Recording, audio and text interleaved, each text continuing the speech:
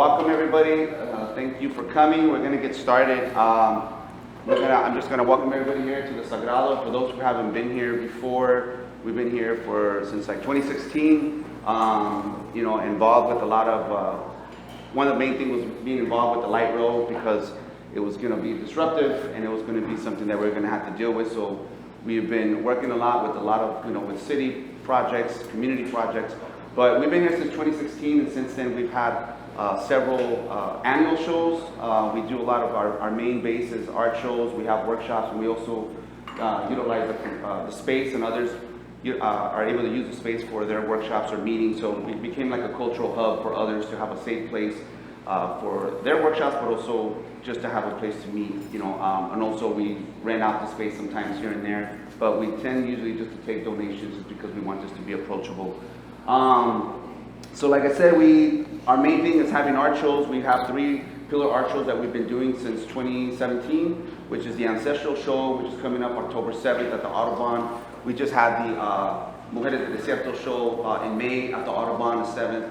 And then we had our 6th annual Forever Rising Youth Show, which was at Circle K Park. So we've been, we try to stay consistent with our pillar shows, and we're looking to add a couple other pillar shows once we can build some more capacity. But so I've been doing this since 2016, but also curated other shows downtown and other places.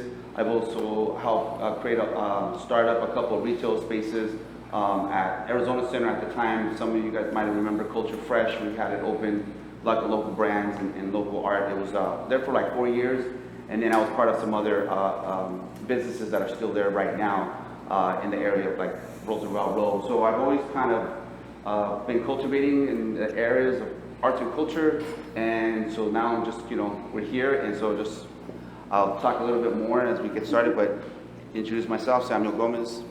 Hi everyone, I'm Carlos Miramontes. I was born and raised here in the Valley of Phoenix. I just graduated from ASU with a Bachelor of Science in Architecture. And I don't know what else to say. I'm really honored to be here. It's my first time here actually in Sagrado. I've always heard about it back in like 2017. My homie Scope, he talked to me about it. He was like, oh, you gotta go to this place. And school always got in the way, work always got in the way, so I'm very honored and privileged to be in the space, especially as like, I guess, kind of like a grassroots, from the community up. So it's always very inspiring to see spaces like these, by us and for us, so I'm glad to be here. Well, it's also my first time here. My name is Ashley Madriz. I'm a recent graduate with Bachelor's in Architecture, with Carlos being one of my graduating classmates. And I'm pursuing a Master's in Architecture this fall, and just glad to be here, honestly. Hey everyone, I'm Selena Martinez. I'm Yaqui Chicana, born and raised also here in Phoenix, Arizona. I am one of the founders, I guess, of Design Empowerment Phoenix, along with Sam. We met back when I actually graduated from undergrad in 2017, so it's kind of nice to see how far we've come with everything. And today we're opening up our summer design talks for this year. We actually started doing them right before the pandemic, so we had like our first one, and then obviously pandemic hit, so kind of was like we had to ease our way back into being able to have these type of events with community. If you go ahead and flip the next slide. Sam is going to talk a little bit about himself, and we're going to kind of like flow through the different presenters. So Sam will go first. We'll have a little bit of Q&A, then we'll go on to the next presenter talking about different projects. So we're trying to keep this really informal. If you guys have a question, we're going to kind of like be open if you want to interrupt or anything like that. We want this just to be, super casual and not like formal, I guess. So yeah. So once again, my name is Sam Gomez. I'm born and raised here in Phoenix. So I'm going to go into kind of like what got me into like the arts and culture, and kind of like almost being like a self-taught like designer, and just kind of like how I've utilized design in different aspects to empower myself as an entrepreneur, but also like sometimes you got to learn things, and when you don't have the funding to pay other people to do the work, so you kind of have to start like learning these skill sets, at least to understand the process, but also to kind of get you moving forward. So I kind of want to like start off like I started Phoenician Clothing like in 2001, And at the time when I started it, it was just pretty much like, you know, creating a logo, which this logo, I wish I would have had I should have had the beginning logo, as it kind of like transitioned to like, there's been like 3 logos that I've had for Phoenician. One that started, and then there was one that I was doing that was prominently like 2005 to 2000, well, from like 2002 to 2007, and then it went to like the evolution of this logo. But with Phoenician, it kind of really helped me, like just a lot of different aspects of like, from marketing, from screen printing. I had to like learn how to like screen print like early on because it was getting expensive, especially if you weren't moving shirts, but you wanted to keep pumping out like designs. And I was pretty much like a design hoarder where like I was always getting designs, and I was working with a lot of local artists from different graph crews and just designers that I knew that did design like in high school from Carl Hayden.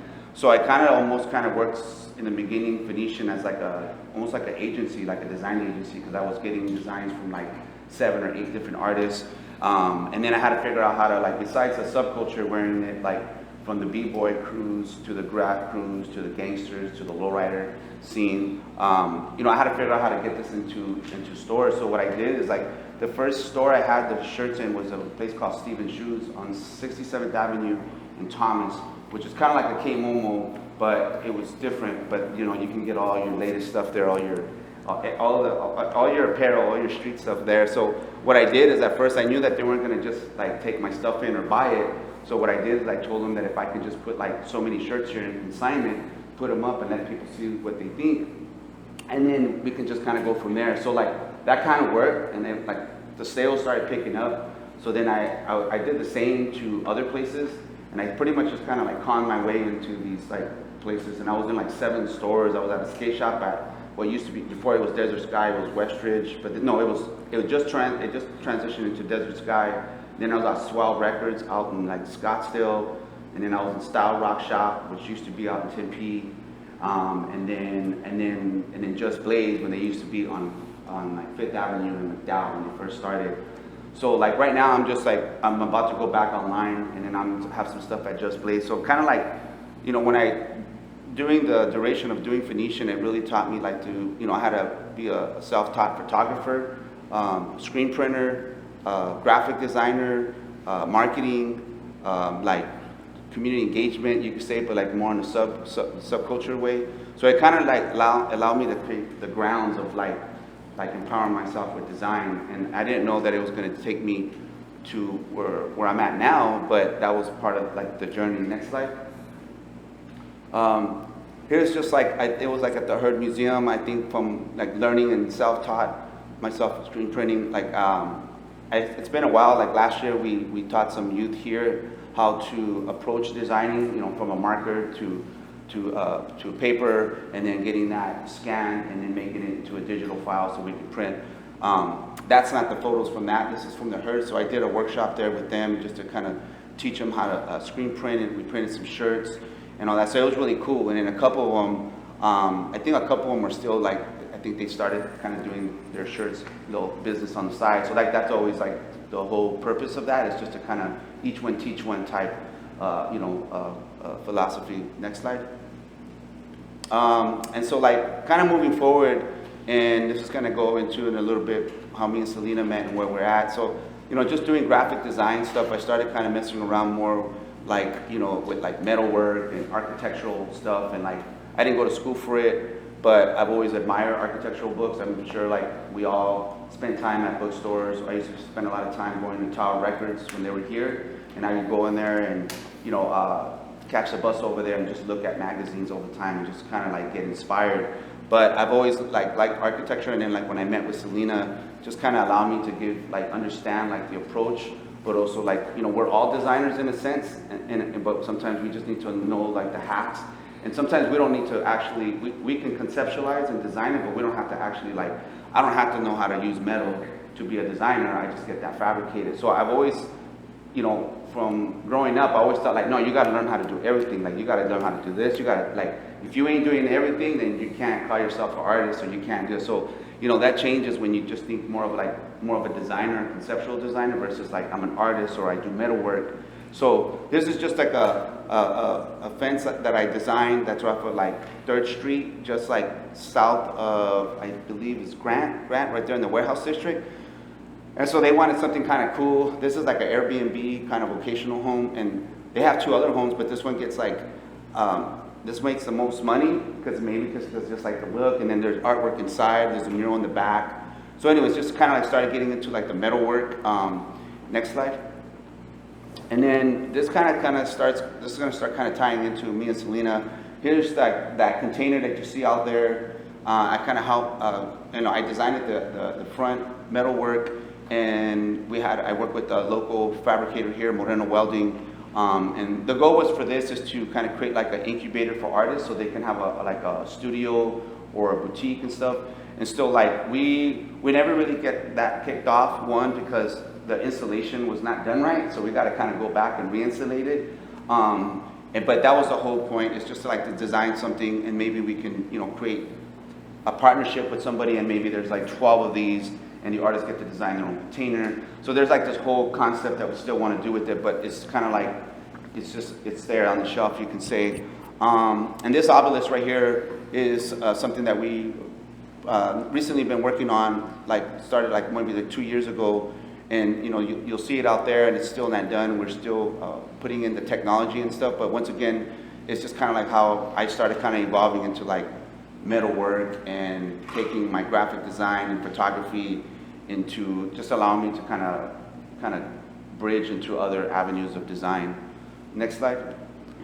So this is a while back. It was like 2017, I was asked by the city, because of my involvement with the light rail and the advocacy for artists, I was asked to come up with something that would be, something that would stand out, something that would be like this new point of pride on the Central Avenue Bridge. And then they didn't give me any like guidelines or parameters. They just said, just think of something, come up with something, like we want something. And so I remember trying to figure out what I was gonna do, and I wanted like not just to come up with murals and stuff, because that's kind of like the default, which I was thinking that's probably what they thought I was going to come up with or bring to the table. So luckily, with the partnerships that I have at the time, and still working with Gold Evans, now they're called Multi Studio, they're an architect firm in downtown. They've done a lot of stuff nationwide and also here in the Valley. So I approached them to see if they can assist me with some renderings and to assist me with like how I can take my conceptual designs, but also as a photographer, I would always go to and still do here and there to the bridge and take photos of sunsets and sunrises. And so I was like, how can I take my experience and kind of, fusion it with the concept of what the city's asking me. And so we came up with these lookout decks that would be on the Central Avenue Bridge, so people could come, get off the light rail, walk over here, and then also like these aperture windows there that kind of identifies the health equity.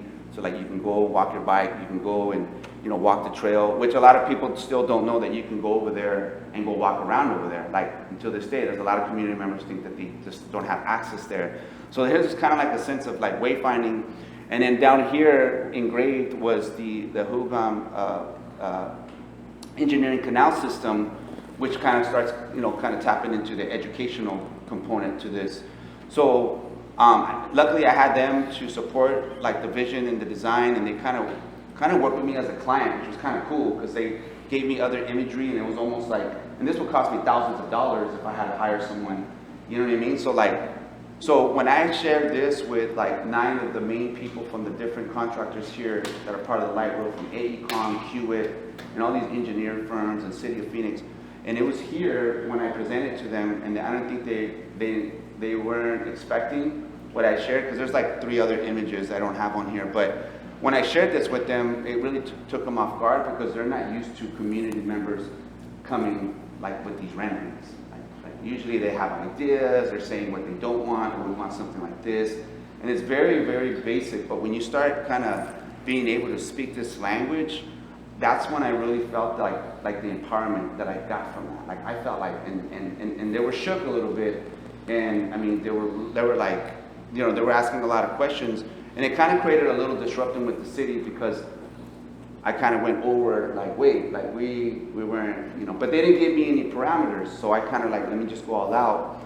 And I think this is where like I felt that how design can be used to empower yourself, a community, but also challenge like the status quo, and but also like it really planted a seed. It's like if we can have more people like myself and like Selena and everybody here to be in these communities and creating these designs and developing what we call conscious developing these projects. I think that's where we take like the ownership, and that's where we really start creating equity for everyone and creating a model. So that's just kind of like where kind of like starting the advocacy for myself through design. Next slide. And then this is kind of like where me and Selena's like first collaboration of like, I don't know, when was this, like 2018 or something? Yeah. 2018. And so like, when we started doing this, it's like, if some of you guys have attended, like on the first Sundays here at South Plaza, it's like all the lowriders come and the lowrider communities come and they gather on the first Sundays. And they've been doing that for decades, But if you go and look at South Plaza right now, it's not like, there's not a lot of shade, there's not a lot of places to sit, there's not a lot of trees, there's nothing. So it was just like going over there and just seeing everybody just like coming together and activating and creating like a cultural center for the lowrider community, but not having the amenities like shade and places to sit and like bathrooms and anything. So we started like coming together and we kind of visited the South Plaza and we took pictures and stuff, and then so we started dabbling like what can we do to make to create some incentives or just to create some how do we add design just to make it more cohesive of what the community is doing there. So this is kind of like where we first started, and this was like the first rendering that Selena did, and we just kind of like we threw everything at them. Like we got you got the solar panel, you got shade, you got trees, you got that obelisk, the first like rendering of that, and then you got the lowrider community. And the goal with this one, and we also, when I was having meetings with the city, they never seen renderings like this because they was always use like those default imageries of people, you know what I mean? And it's just that one person, and it's like, and a lot of it wasn't like the identity of our community. It's like, so when you show community a rendering, well, we're gonna bring this, and they don't see themselves there. They see a whole other group of people. They're like, I don't know about this project. So like this was very like, this is the community, like this is who we're building it for. But sometimes that's not digestible. Sorry about that, I'm putting my hand on it. So sometimes that's not digestible to the powers to be, but that's also part of like the advocacy and the importance of making sure people like ourselves, that look like ourselves, but also when we create designs and we're advocating that we make sure that we're reminding them and reminding ourselves like who we're doing this for. So that's a little bit, kind of there, and I think Selena can kind of. It was the first time for me, like being invited by someone like Sam, from the community perspective, to participate and assist in creating what would be called like a speculative image, because nobody hired us to do this. We're just like, this is a possible future for this area that, as people who have interacted in these events and activities, like have the experience to kind of know what would make this type of event, the lowrider culture event, like more safe, more comfortable, and kind of just, if you really think about it, basic needs, right? Lighting, shade, safe sidewalks, visually nice with vegetation. Those are all basic amenities that these communities should ideally have. And a lot of that comes from the reason why we don't have that in these communities is the lack of investment from the city. And now we know the light rail's coming, so they're like, ooh, let's buy up land, let's start making things look nicer. But that also changes the way, the community perceives it and is able to interact if they, like Sam said, don't have ownership over the future of these places. Like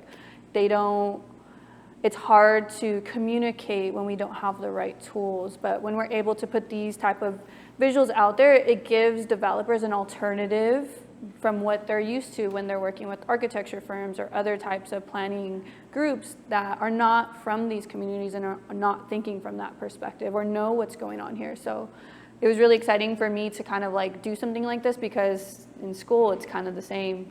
You're like making very much objectified architecture, you're not actually interacting with the client or community, and I think it creates a big distance between reality of the actual people who are going to be using these spaces, or, you know, the actual people it will attract, so, or keep away.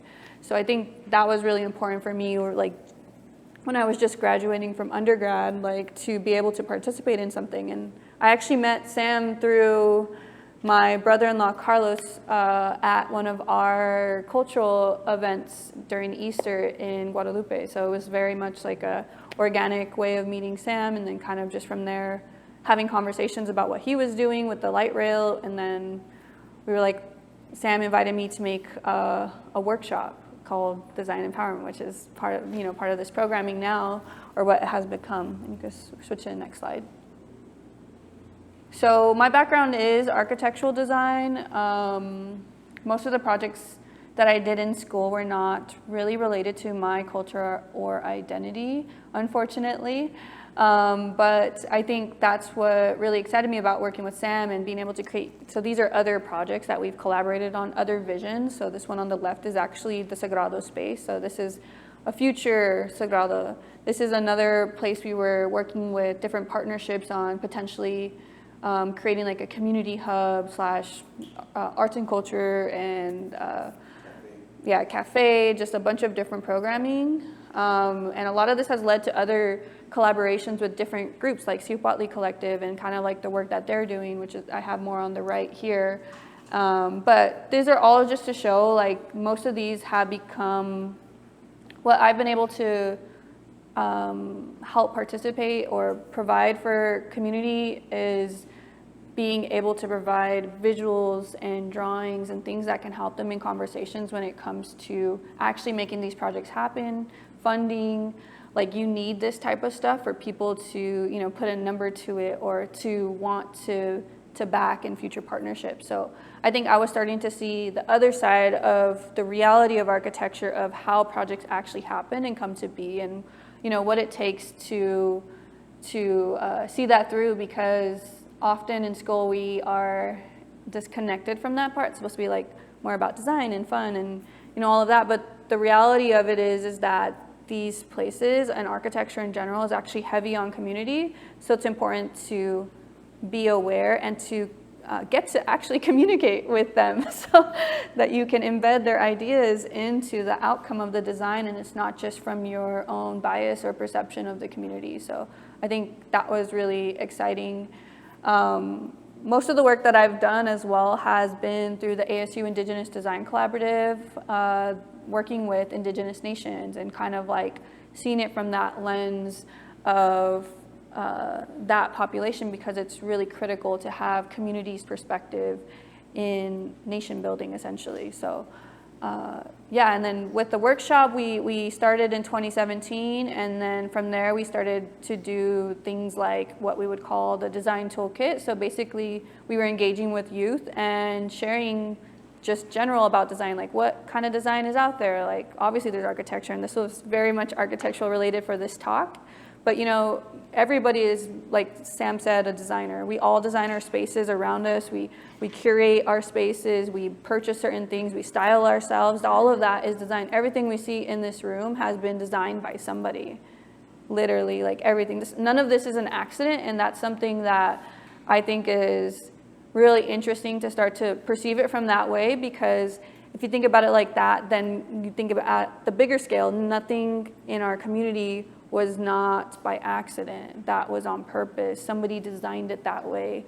Whether it works or not, or you know, or problematic or not, like those are things we need to start to see, because there are these larger players kind of curating our environment, and that's why things like this and more designers from the community is very empowering for us to participate in these conversations collectively. Next slide.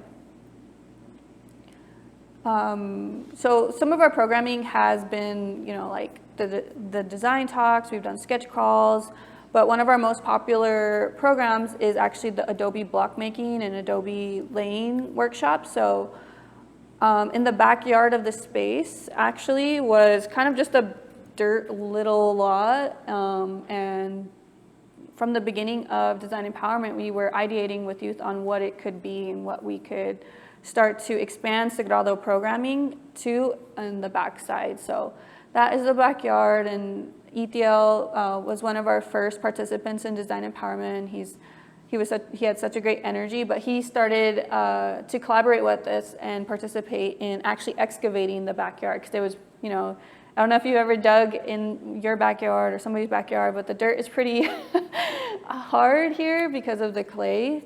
But it's perfect for making adobe blocks, that's for sure. So we started to do this because we worked with somebody who was in Sam's neighborhood, an older couple, Silverio and Susan. And they actually had a lot of experience with adobe block, physical block making. They live in a straw bale house, and if you don't know what that is, it's actually like those big straw, what are they? Yeah, I guess straw bales. Big straw things that you would put as your actual wall and frame that out. So they have like a very holistic type of housing, and they were very influential in actually getting the code to build with Adobe, because obviously we know that you don't see a lot of Adobe houses here, but Adobe is a technology of the desert essentially, and it's readily available resource for us to build with and create with. And respiratory is one of the, respiratory benefits is one of the aspects of Adobe, because we're not inhaling like the toxic chemicals of paint or gypsum board and things like that. So it's very much natural, and it's really good for your respiratory. But we wanted to create a space that recognized that that traditional knowledge essentially from the desert by going through all the phases of creating the space. So the reason we wanted to excavate the space is we wanted to submerge people into the ground, while also giving recognition to the O'odham people of this place and the extensive canals that they build by hand with a digging stick. So this is kind of like a way for us to also connect to the people whose territory this is. So if you're unfamiliar with the Adobe process, essentially you use the dirt from your site ideally instead of importing it. Then you'll go ahead and filter that dirt to get rid of any of the rocks, glass, things that you don't want to like handle with your hands, because we are doing by hand mixing. And then obviously there's some design aspect, which I'll get into in the next slides, but in the middle, those are showing some of the older people who showed us how to do this specific technique, because there are many ways to do Adobe and different mixes and different additives. So what we're doing is more towards the natural side. There is kind of like the natural Adobe without any additives, and in between there are sometimes like you might add glue or something to help strengthen the block, as well as the other end, which is stabilized Adobe, and that incorporates concrete. So it's very much a harder material. So ours is more towards the natural side.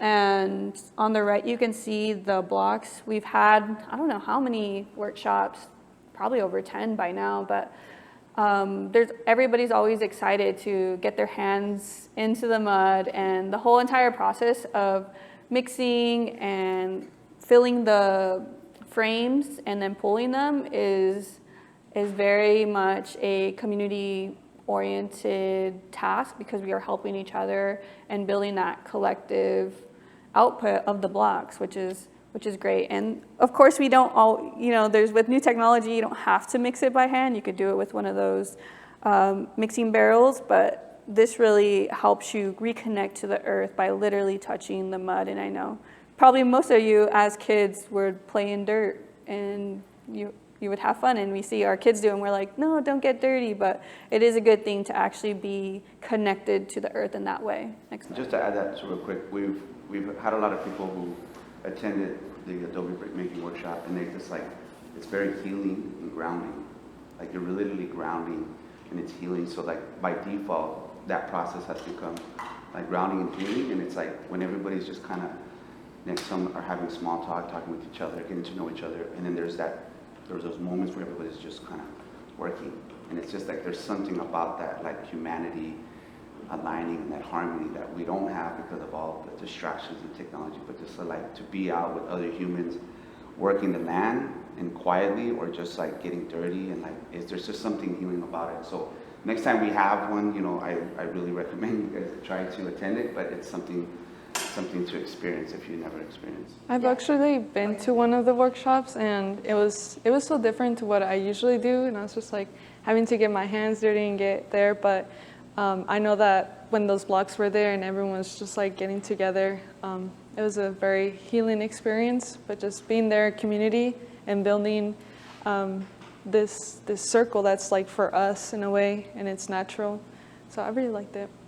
Yeah, and I think this is something that one of the reasons why design empowerment became so important to me is because we don't get this type of experience in school. They don't teach us how to design for the desert. They teach us how to design, you know, for everywhere or universal, but sometimes the specificity is super important to the place that we're in, especially the desert, because it's so extreme, the weather here. So I think that is also like a way that design empowerment has been an outlet for me, is to explore other ways of doing things and learning things by hand or with other people or in community, because it's more of a collective output.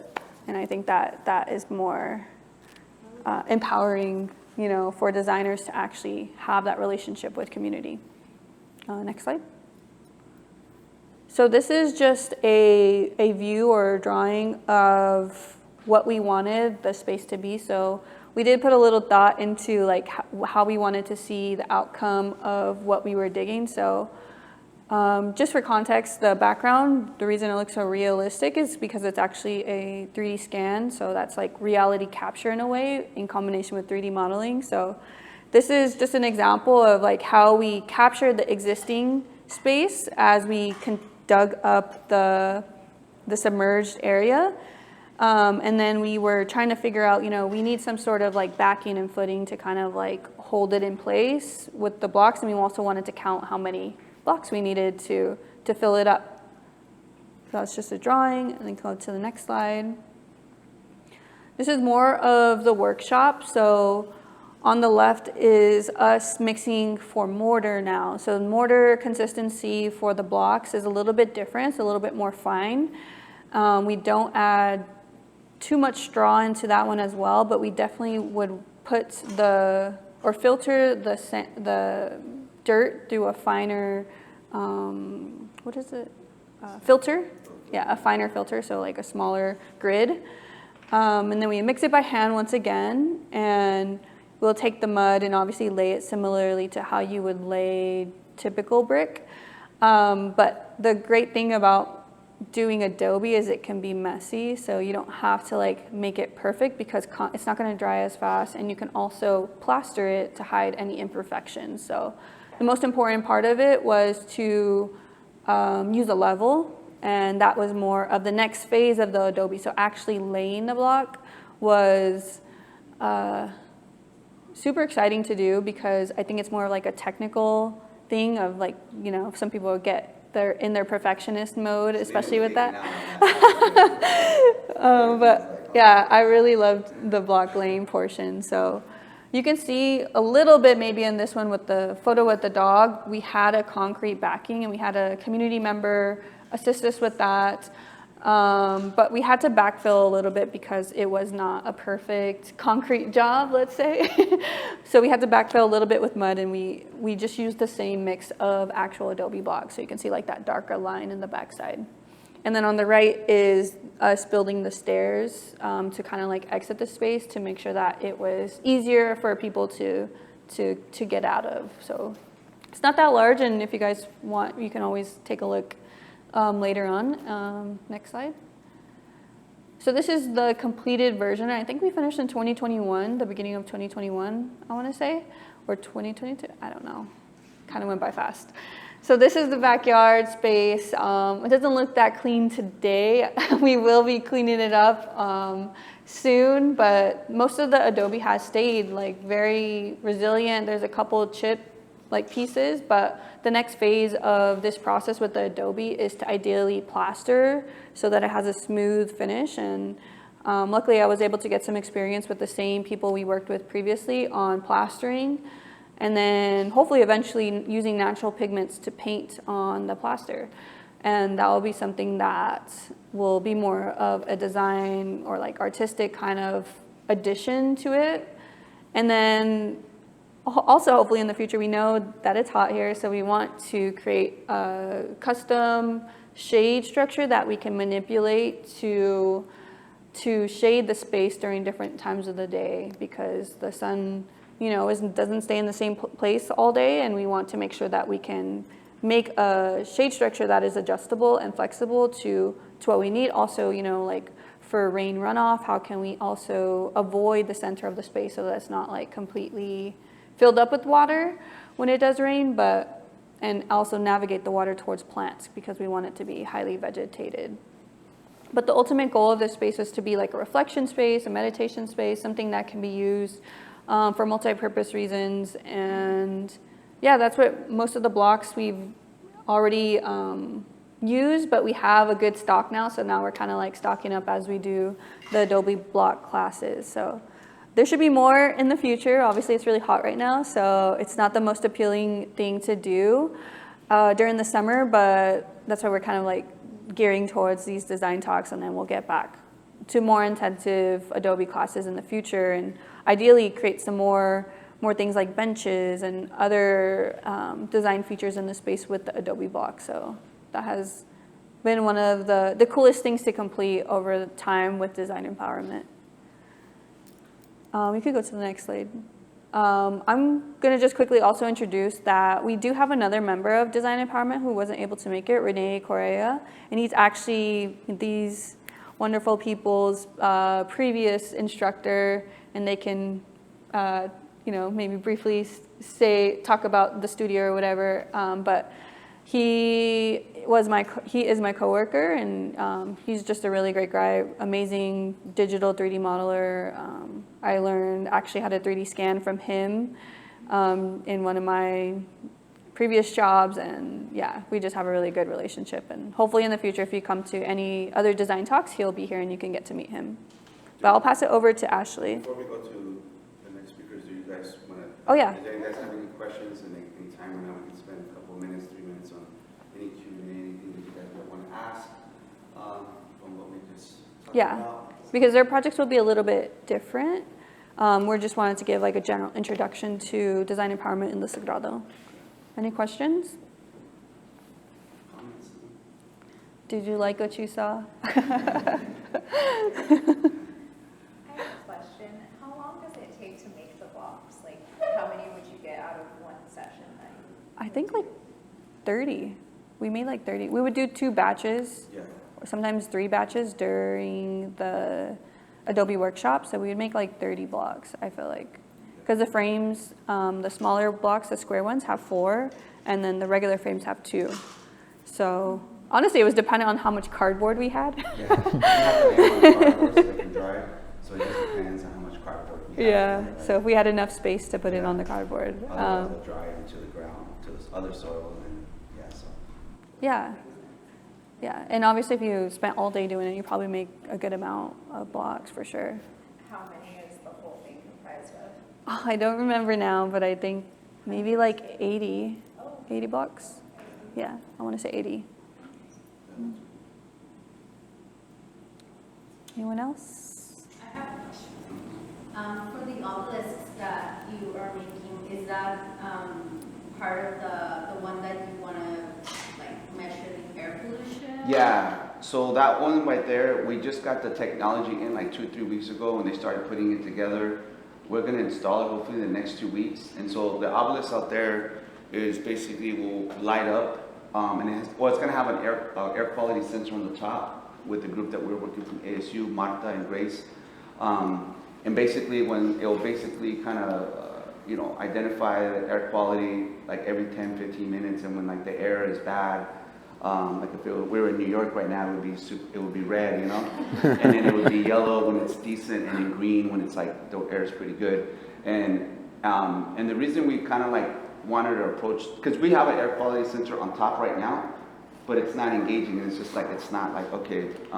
So like the whole reason to come up with this artistic approach is to really get people to be engaged and like, first of all, what is that? And it just might look like a public art piece. But then when they get closer, what we're gonna add is 2 QR code, one about the project and the air quality sensor that you can go to and it links so you can have it on your phone. And then the other one's gonna talk a little bit about the history of the area that you're at. So we're kind of looking at this as creating like these historical markers with an artistic approach, but also connected to environmental issues. And so we just, without saying too much, but we looks like we're gonna get support to have one at the Audubon area for an event that we're gearing up to do for Indigenous Peoples Day, which on October 9th. So we're kind of getting ready for that. So we're really gonna try to expand on like what we're doing with the tangible design and really start really getting it into other people's eyes, but also for them to engage. And like the goal is to have several of these down the corridor, but also like we've been approached by a group out in Maryvale and also in South Tucson, but we don't have the capacity yet, and we don't have like that type of we would basically need to create like a department, a warehouse where we fabricate these and to create, almost, and this kind of goes into like how do we create workforce development through cultural identity. You know what I mean? Like building these products and having that. So, but it's work in progress, and we're hopefully to be able to have it done soon. It's going to have a cement base on the bottom.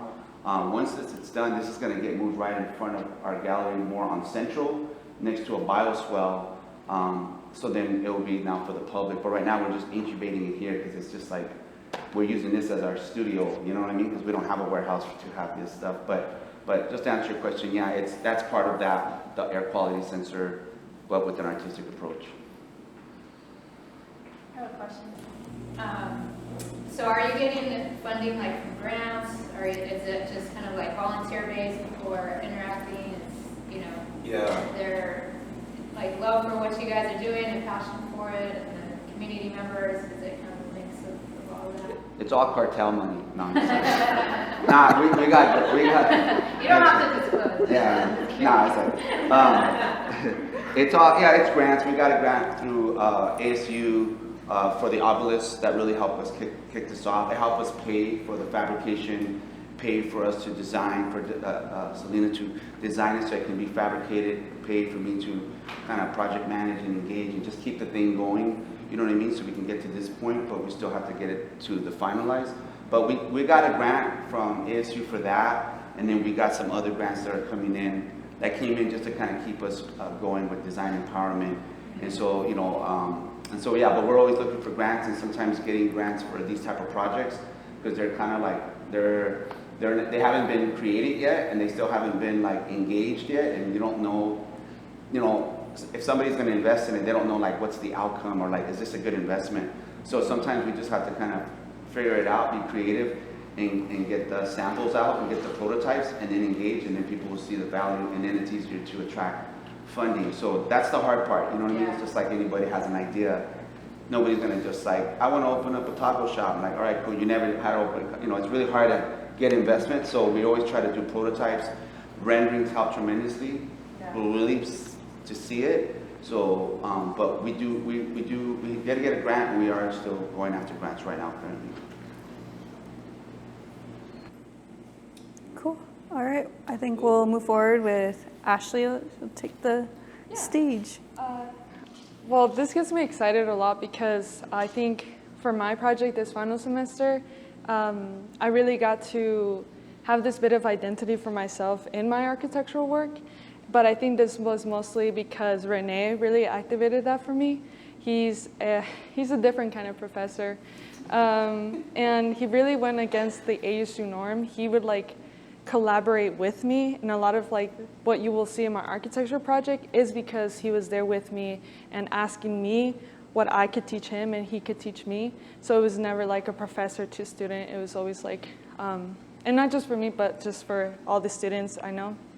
And you can skip this slide because, but my final project was a revitalization project for Phoenix Marketplace.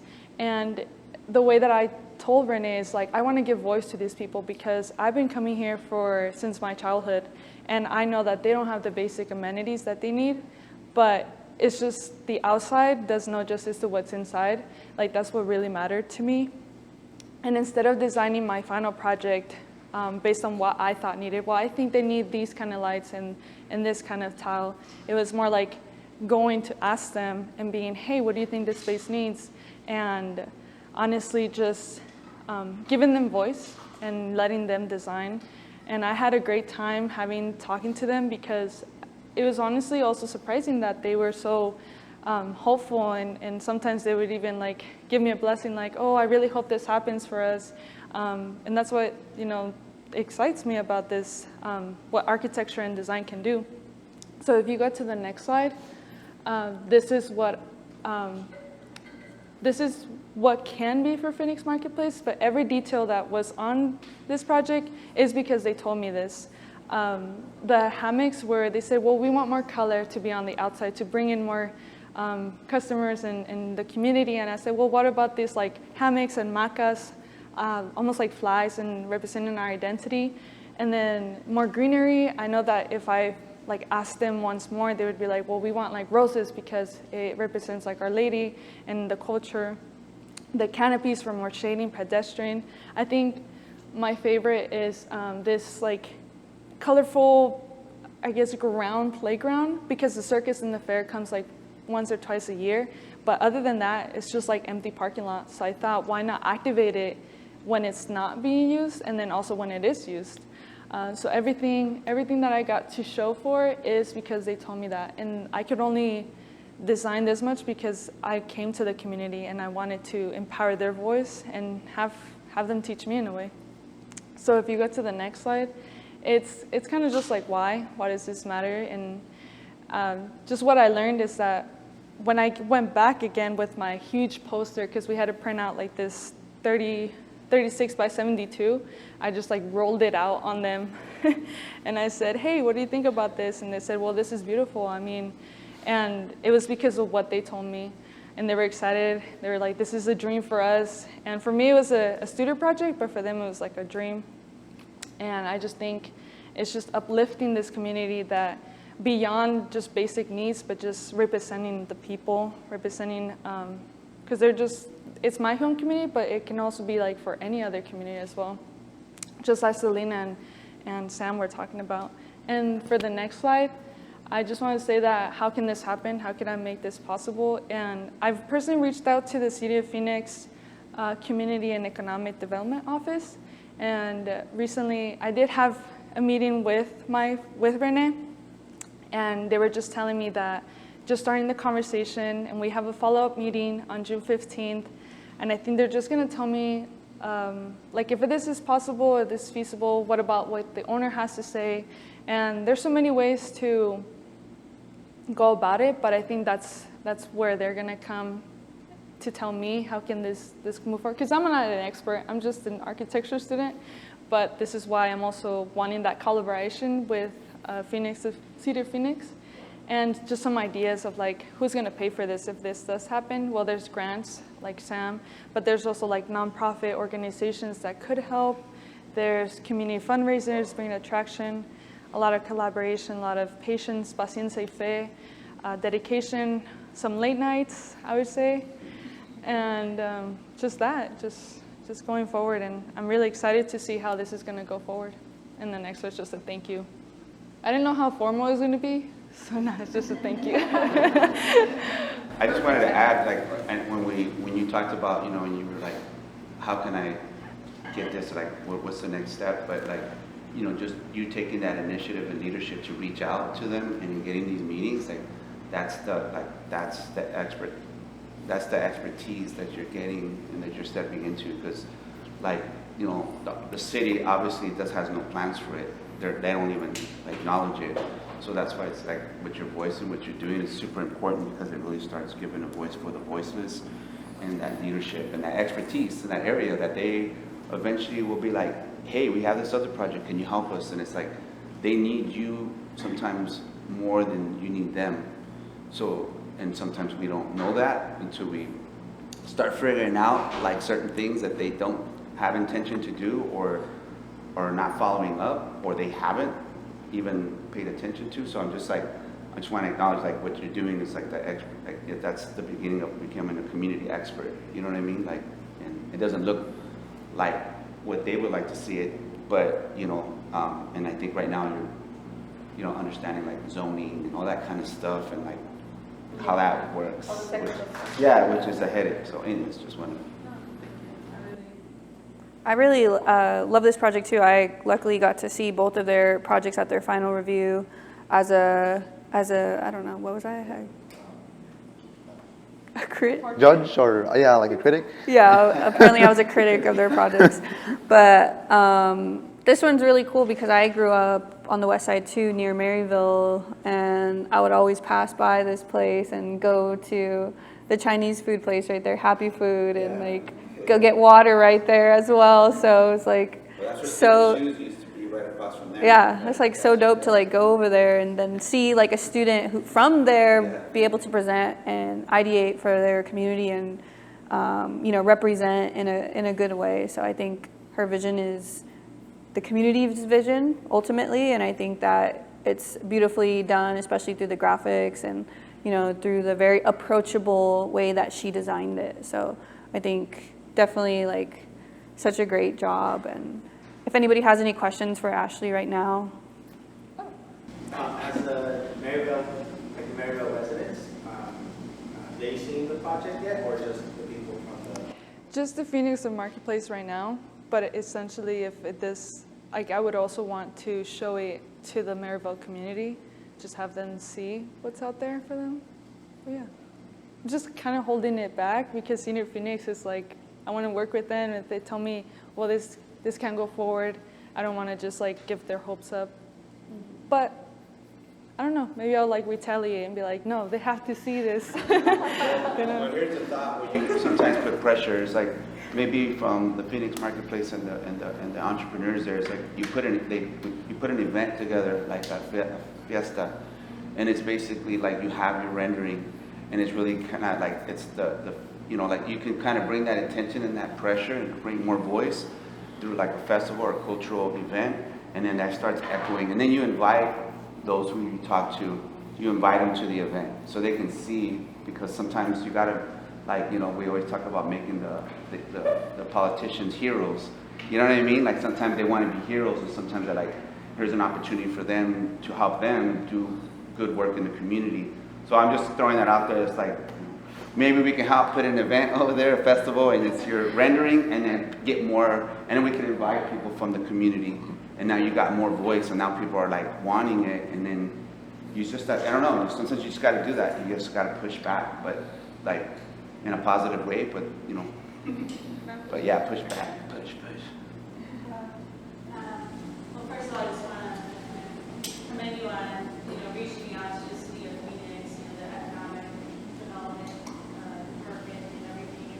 My question is to you, is have you reached out to other disciplines at ASU, such as like the INRED program, the Masters of Real Estate Development, because they could like write up all the specs for you as far as like how much money it will generate, what the actual cost will look like, so that way you're very much prepared when you meet with the city officials, and that way you have all your bases covered. And also just, you know, other disciplines that would be great to include are the School of Geographical Sciences, your GIS maps ready to go, urban planners, you know, talk about zoning and making sure it's something you're able to do, or if you need to advocate on rezoning some spots, you know, maybe adding like multi-family homes or whatever nearby, to kind of boost up like the, you know, the city's opinion of, you know, moving forward with this project, or especially your next door neighbor is nice architecture, you know, make sure that your plans are shaken, you know, water management system, you know, water management,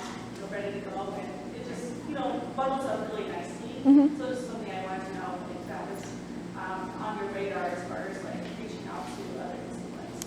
I haven't yet, but that's such a good idea. I know Renee works with they do the same of renovation projects, so he was in that meeting with me. There's Sam, who's might come to the following.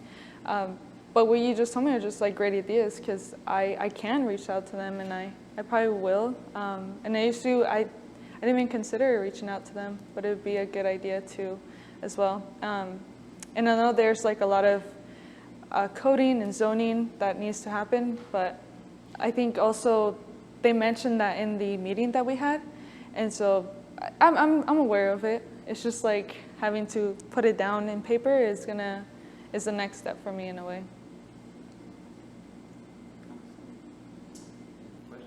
I just want to say, like, I like how beautiful it is at South Plaza, like the project that you and Selena kind of embarked, kind of mirrors that way with Ashley's, because they're both like, you know, these centers, yeah. Yeah, so I was telling Ashley, I was like, I love your project because it reminds me of what we did over there. Yeah. It's almost like you're saying that little, what is it, like out in Mexico City where everybody kind of gathers. Square? Tianguis? Yeah, like the square, like the Oh, La Plaza? La Plaza. Plaza, It's yeah. almost like creating that. When I seen that, it's like that's where people gather and stuff. So anyways, Yeah, like, Yeah. cause that's like the one on the west side. Yeah, that you see, right? And there's the one on the south side. And who knows if like one on the east side or the north side is gonna pop up. You know, we need to all but work together to push all these. You know what I mean? Honestly, Like this it's whole, just- these places that we all need. So Yeah. it's like, Yeah. yeah, that's Alright. Next slide. Carlos will take over from here. okay. So I also have to, I guess, commend my work to Renee's, I guess, inspiration, because this was also my last project, and contrary to like the other semesters where it was like a set assignment with boundaries and all these things, you know, you never really had to put in your own piece of work into it, like a part of you. So this was like a way to incorporate that sense of identity and I guess a piece of your heart, because it is something that speaks out to your community, to your people. So, and I'll explain a little further on like what I'm getting to with that. But I try to talk a little bit about this idea of nomadic architecture. I don't know if you've like seen like all these vans that people renovate and they go across the country, and that's like their little hub to pretty much travel. I didn't really like pay much attention to that, and I still don't, but it was something that I knew was out there, and I kind of wanted to use it in my own work because I'm always moving when it comes to work, and even like in my upbringing, I never really had a place to call home here in the Valley because we're always renting. So I don't know, it was just natural for me to think about movement as of design for architecture. But what you're seeing here is a map of the southern wedge of Zacatecas. That's where my family's from, with 4 of the main pueblos that attract in either commerce or tourism, feasts and whatnot. And within these 4 pueblos, the region within them is where our family and our relatives and our community pretty much commute to for work or for commerce and all that stuff. So it was in a way speaking to them, but not at first, because it was a project that until Renee came in and kind of mentored me on how I could expand on it, I didn't see beyond my arm's reach. So that's why I commend him for my final project. Next slide. So I mentioned this before. This is southern wedge of Zacatecas.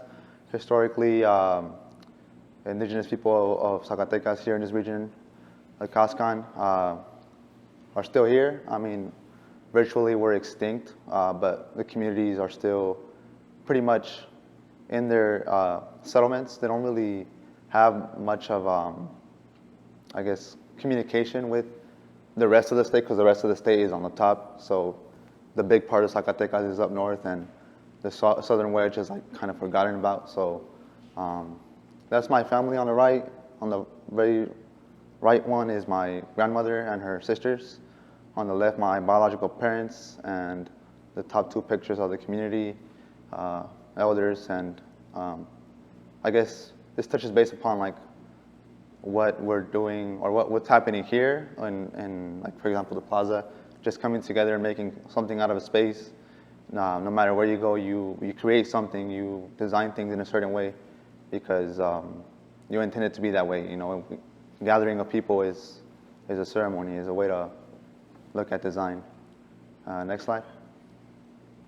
So microarchitecture was another kind of thing that I kind of saw in my work from the previous semester, and there's these case studies of really compact architecture that is like temporary. It's not really meant to be inhabited 24/7, and that's kind of the reason why I designed what I did, because when we go out there to Zacatecas, it's very, we're always moving. We're always going from like, oh, well, what do we do here? It's a small pueblo. We don't really have much to do here, so let's go over to the next pueblo and, play a soccer scrimmage, or, just go up the mountain range and,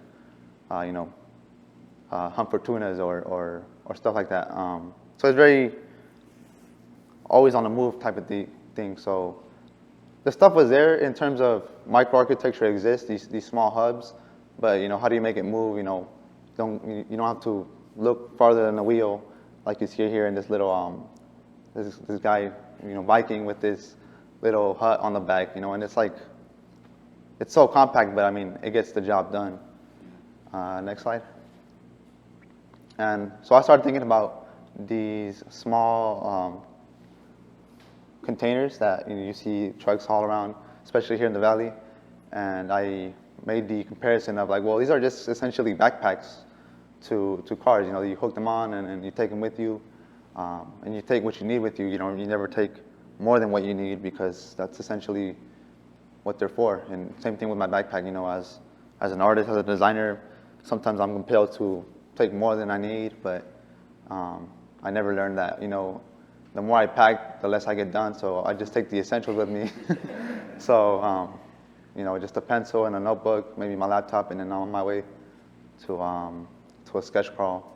Next slide.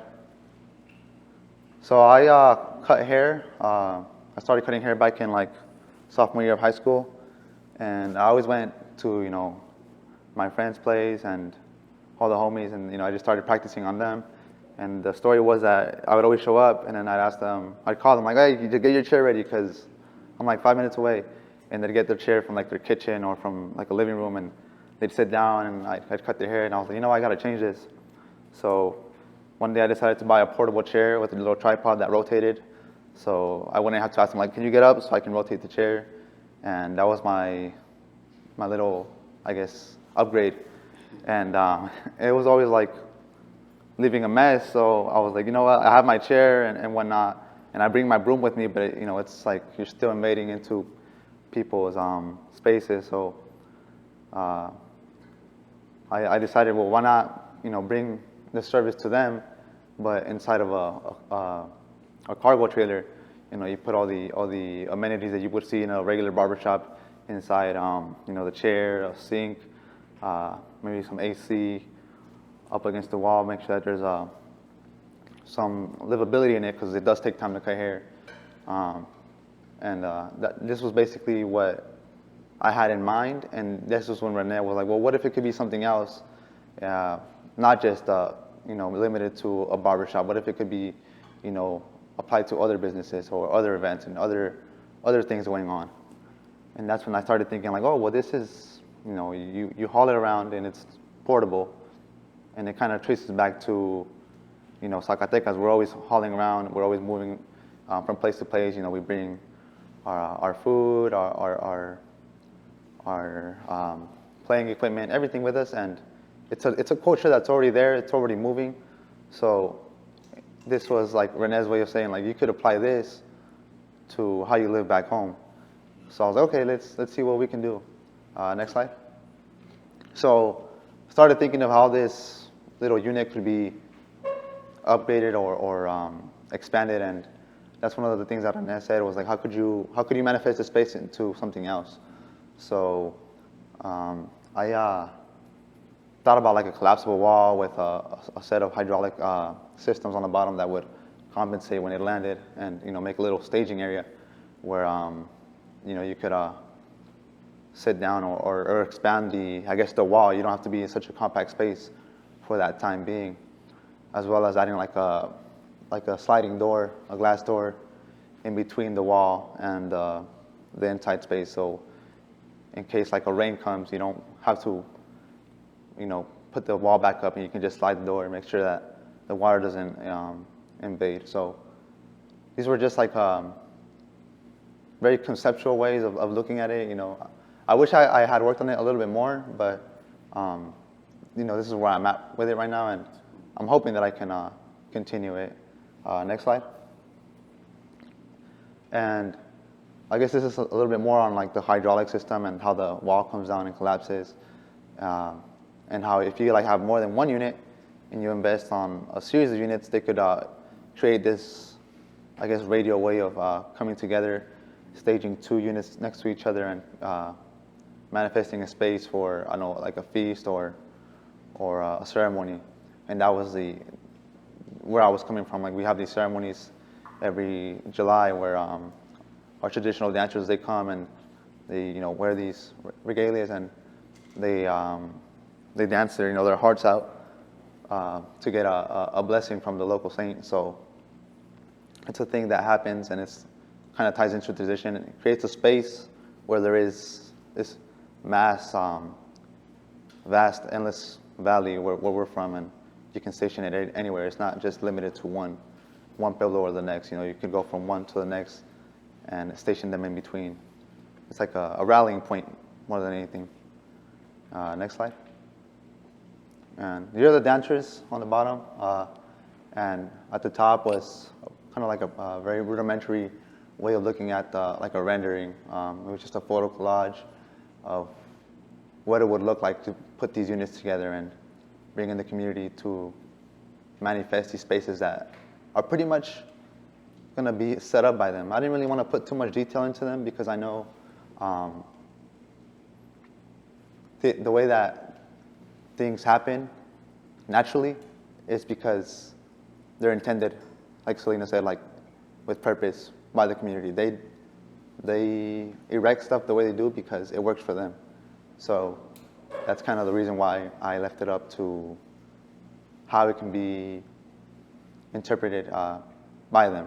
What they will eventually create out of these spaces. Because I'm not saying that I'm anyone to tell them how or what to do with them. It's ultimately them and their imagination, what they're going to create spaces, that should be for them.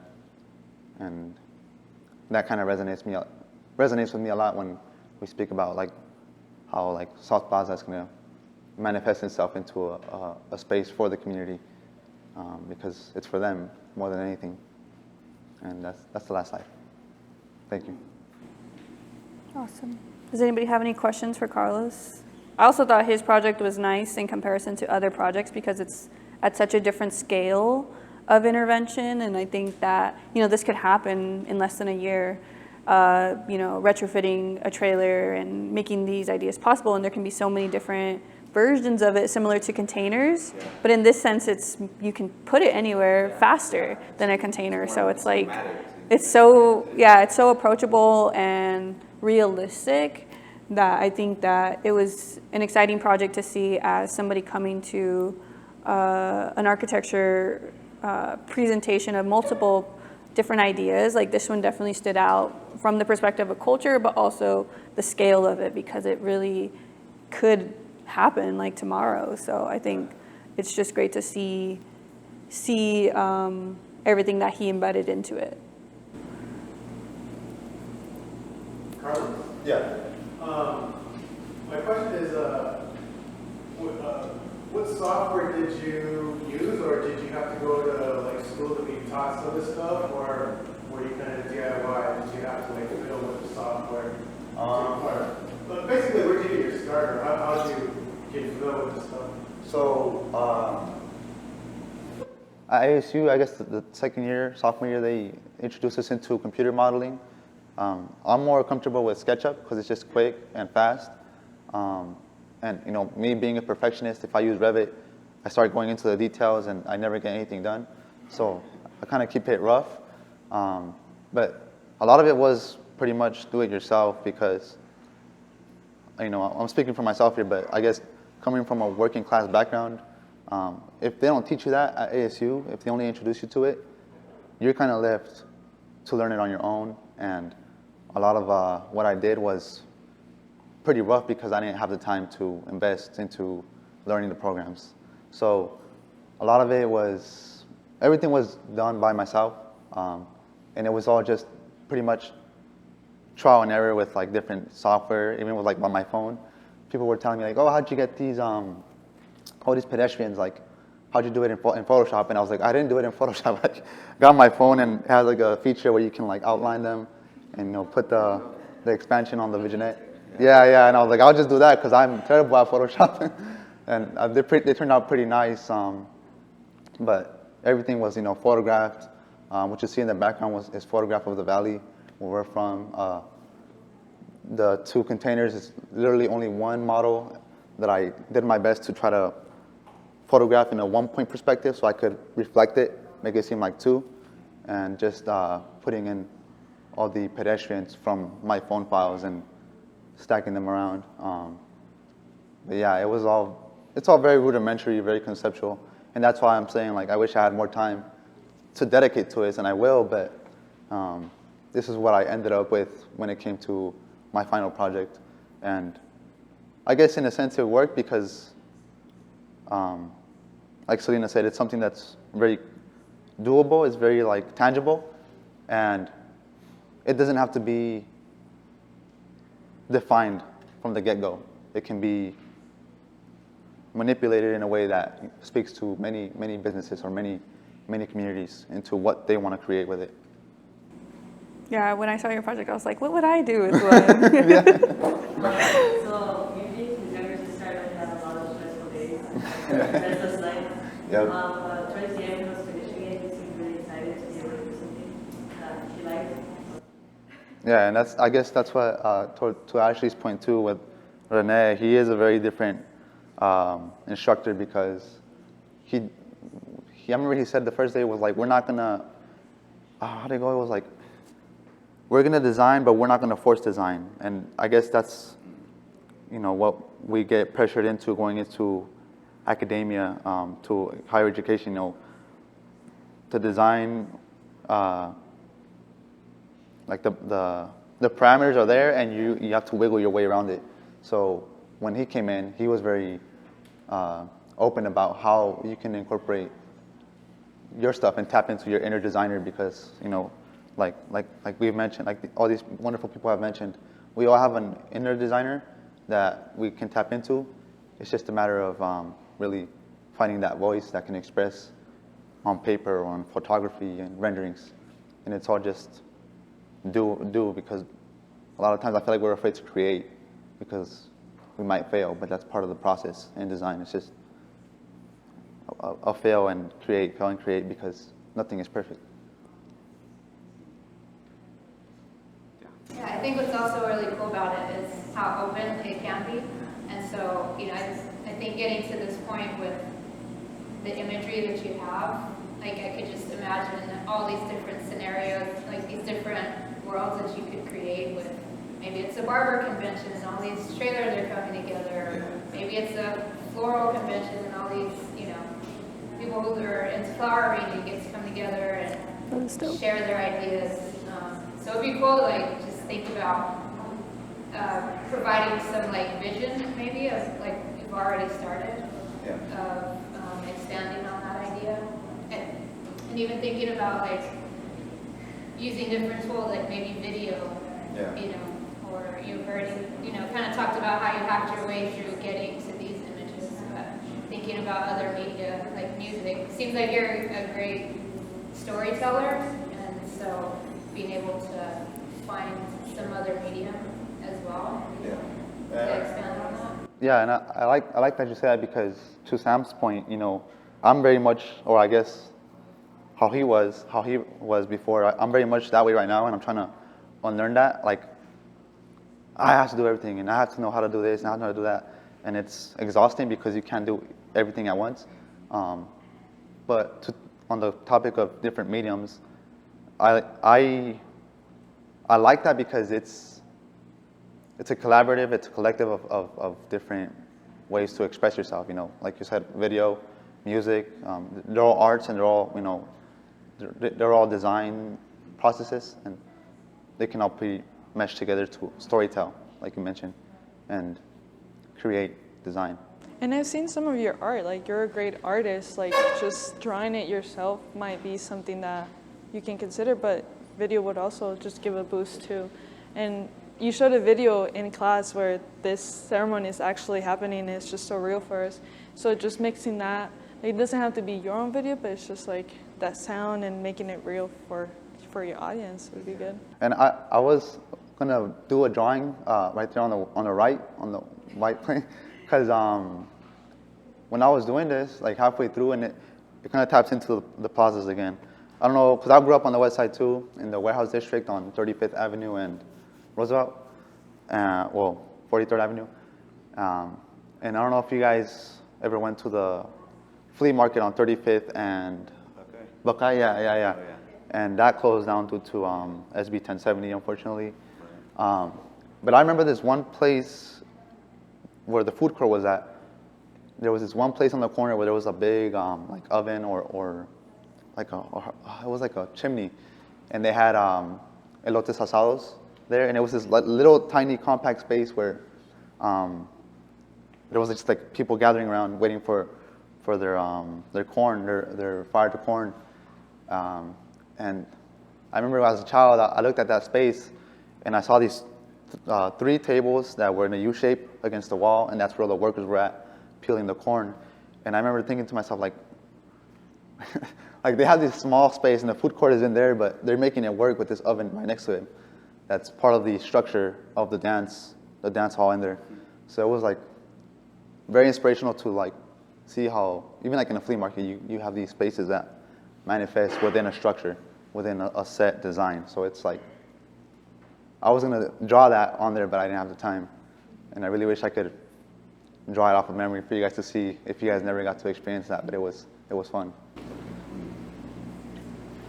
At this point in your design, have you explored feasibility of construction and cost of materials of these structures? Yeah. Still kind of in the design phase of it?